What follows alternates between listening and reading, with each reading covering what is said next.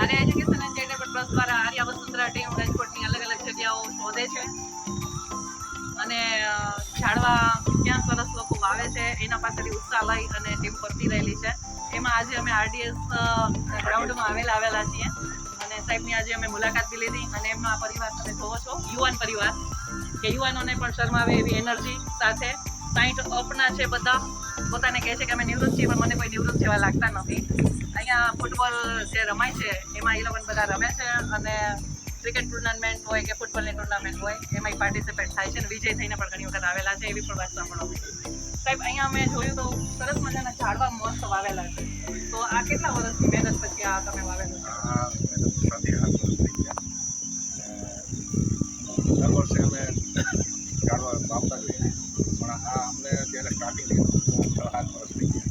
અને એના માટે મજૂર રાખો છો કે તમે પોતે મહેનત કરો છો? નથી રાખતા, અમારી આખી ટીમ છે.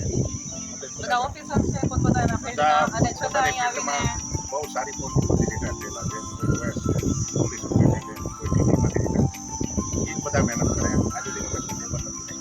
ઓહો, અને પ્રકૃતિ પ્રત્યેના પ્રેમને કારણે આટલા ઝાડવા આજે ખીલીને ઊભા રહેલા છે. અને પાણીનો પ્રશ્ન કે કાંઈ? પાણીનો કોઈ પ્રશ્ન નથી અને એવું પણ નથી કે આ 1 વર્ષ કર્યું હોય ને ડેવલપ થઈ ગયું.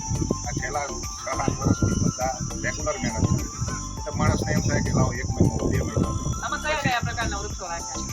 લીમડા છે, પીપળા છે, પછી આ કોસલી છે, મેં જોયા અમુક રાવણા છે, આમળા છે, સેતુ છે ને લીચી પણ રાખી છે તમે. અમે કોશિશ કરી છીએ બધા વ્યવસ્થિત રહીએ. કોઈ અમારી નોકરી ને બધું ભેગું થાય અમે અમારી ટ્રાય પૂરી કરી કે ભાઈ ઝાડવા બધા જીવતા રહીએ. રમતગમતની સાથે સાથે તમે આટલું સરસ ગાર્ડન પણ બનાવી નાખ્યું છે.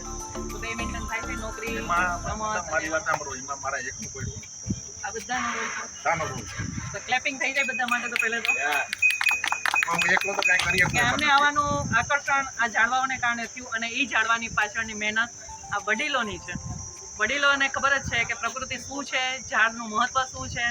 તો તમે યુવાનોને શું કહેશો આજના? હું તો કહું છું કે આ ટીવી મોબાઈલ બધું કરતા બધા હું તો દરેક વ્યક્તિને કહું છું કે ભલે એનો છોકરો સ્પોર્ટ્સમેન ન બને પણ એનું ફિટનેસ એને ગ્રાઉન્ડ ઉપર આવે.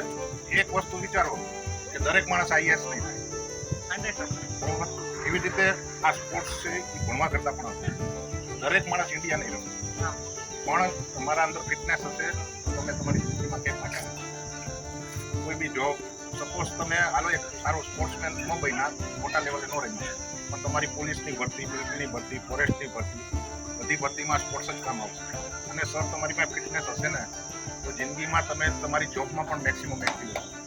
એ તો તમારા બોડીમાં કાંઈ નહીં હોય તો તમે 8-10 વર્ષ કરી લેશો પછી તમારું બોડી એટલું કામ નહીં કરે, તમારું કામ કરવામાં મન નહીં લાગે. સાહેબ તમે કેટલા વર્ષોથી બધા રમો છો જેથી બધા ફિટ એન્ડ ફાઇન અમારા યુવાનોને કહેશો? જે યુવાનોમાં 89 થી હું અહીંયા નોકરીમાં લાગ્યો.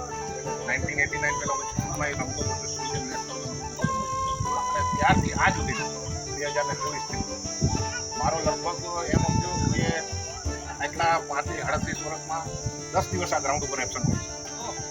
10 દિવસ ખાલી. બાકી આનંદ જેવું છે 10 દિવસ 35 વર્ષમાં ખાલી ગેરહાજર. કોઈ દિવસ ગ્રાઉન્ડ મેં નહીં જોયું એવું નહીં. ગમે એવું કામ હોય ભલે હું આવીને ચક્કર મારી હોય નહીં ગ્રાઉન્ડ પર એટલે આ ઝાડ બધા તમારી રાહ જોવે છે એવું છે? સાહેબ તમે હમણાં ક્રિકેટ રમીને આવ્યા 66 યર ઓલ્ડ સર છે અને હમણાં તમે કઈ ક્રિકેટ ટુર્નામેન્ટ?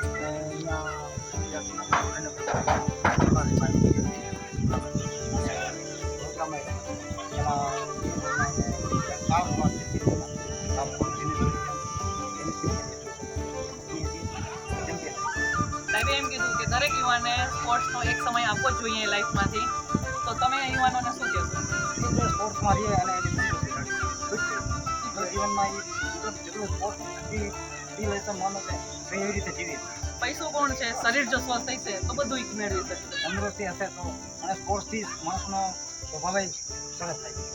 અને પ્રકૃતિ આટલી તમે ખીલો છો તો પ્રકૃતિ વિશે અમારા પ્રકૃતિ પ્રેમીઓને શું સંદેશો આપશો? એ કે બને ત્યાં સુધી પોતાના બગીચામાં તો આવવા જોઈએ ગ્રાઉન્ડ ઉપર મારે જ્યાં પણ જોવે ખાલી જગ્યા છે. બને આભાર બધાનો કે આટલી સરસ જગ્યામાં અમને આવવા મળ્યું અને તમારા બધાથી અમને ઉત્સાહ પણ મળ્યો. યુવાનોમાં ખરેખર પ્રેરણા મેળવશે કે પ્રકૃતિની વચ્ચે ફિટનેસ એક અલગ જ મજા છે. અહીંયા રમવા બધા આવે છે ફિટનેસ માટે, પણ પ્રકૃતિ જોવે છે તો વધારે એને મજા આવે છે. ભાઈએ ઘણી સરસ વાત કરી કે અમે તરત અમારી જોબમાંથી પણ સીધા અમે ગ્રાઉન્ડ ઉપર જઈએ છીએ. તો આ ગ્રાઉન્ડનું આકર્ષણ એક પ્રકૃતિ પણ રહેલી છે. તો થેન્ક યુ સો મચ બધાનો કે અમને પણ ઇન્ટરેસ્ટ કર્યા, ઉત્સાહ આપ્યો. આભાર.